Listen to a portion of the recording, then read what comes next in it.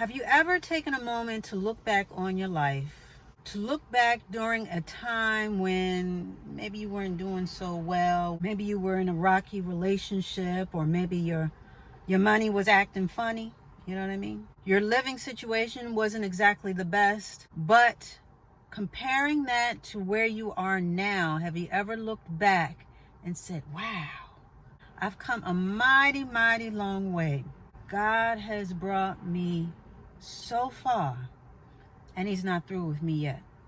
I remember many, many years ago, many, many moons ago, I bought these pair of shoes. Okay, it wasn't a really expensive pair of shoes, but I bought the pair of shoes, and I'm whistling Dixie on the way home. And then as soon as I got home and I tried them on, these thoughts started going through my head, like, why did you buy these pair of shoes? You can't afford these shoes. You got bills to pay. You got this. You got yada yada.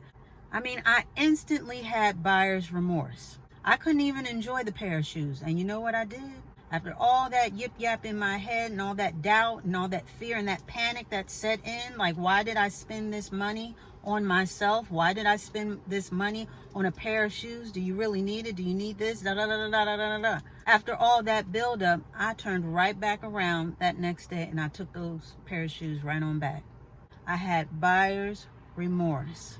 Because in actuality, it probably wasn't within my budget to spend a couple of dollars on a pair of shoes, and I instantly felt it. I remember back in the day when there was a whole stretch of time, and y'all let me know if you can relate. I had a car payment, okay?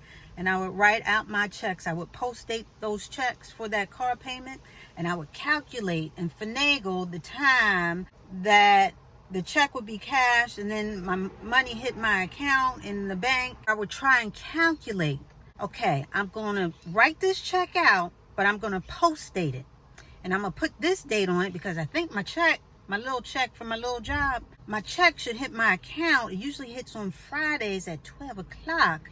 And so if I write this, but I don't mail it until 5, like doing all of this, calculations and finagling, all of this hoping and wishing and praying that everything lined up just right so that when the check hit, the money was there as well. I was basically living paycheck to paycheck at that time, and everything had to be just right as far as timing. I remember those days. Speaking of cars, again, I remember a long stretch of time where I was basically on the bus. I did not have a car. I relied on public transportation, and in Philadelphia that's called SEPTA. So I was on SEPTA for a long time. My sister had a car, my boyfriend had a car, I did not have a car, and I was on public transportation. So I remember that time. I remember having to go to the grocery store, and being that I didn't have the car, I had to basically calculate, okay, I can only get this. I can't get a whole bunch of heavy things. So I had to be real strategic with my shopping as far as grocery shopping or any type of shopping, but especially grocery shopping, because the heavier stuff I couldn't handle by myself. Again, I had to calculate. I remember one time I had bought a lot of groceries because I was running low in my little apartment, and having to get on the bus with a whole bunch of bags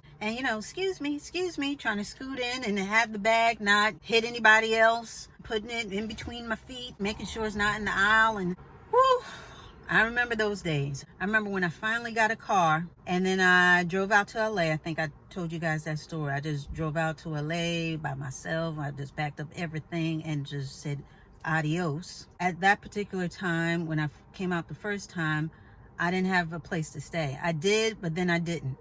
And so I ended up having to live in my car for a little bit.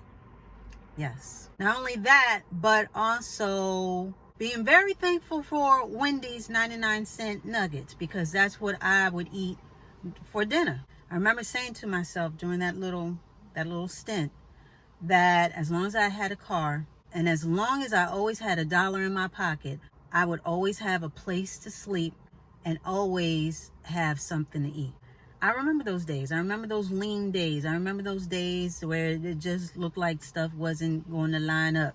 Like things just weren't going to come through. Like things just weren't going to get better. And even the smaller little things, me as a little girl just not liking, the way that I looked. I think a lot of kids, and especially a lot of little girls, they go through that. I don't like the way that I look. I got big eyes. I got this. I got that. and just feeling like you're not pretty enough and all that stuff that, a lot of people go through, as well as even something more recent, me just having a recent health issue, and as a result losing my hair, just going through that and the trauma of that.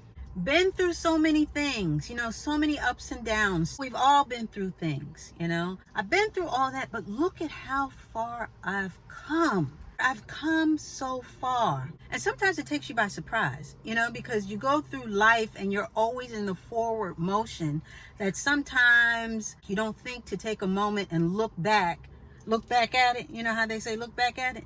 To look back and see where you have come from, to see your accomplishments, to see how far from the beginning that you are now.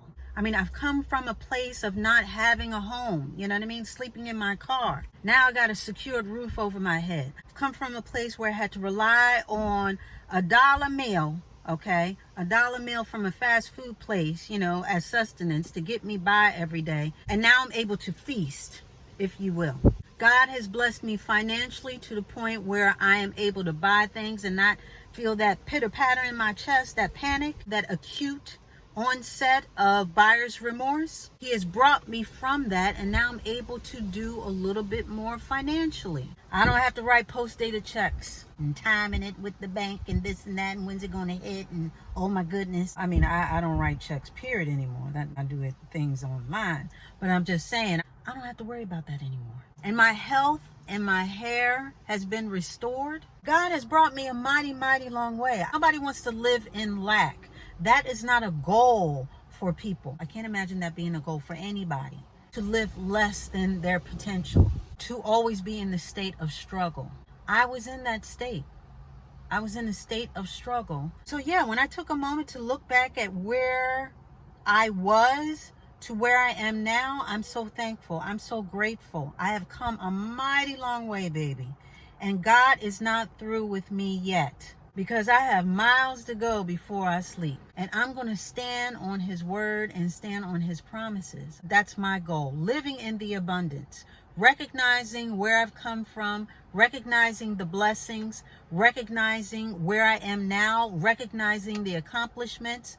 And then keep on moving forward so that I can accomplish more. So I can gain more traction. So I can live more in the abundance and in his promises and in his will for my life. Because it's not God's will for us to live in lack. That's not what he's about. That's not what we should be about. It's about living in the fullness of what God has for you. And in doing so, acknowledging all that he's done for you thus far.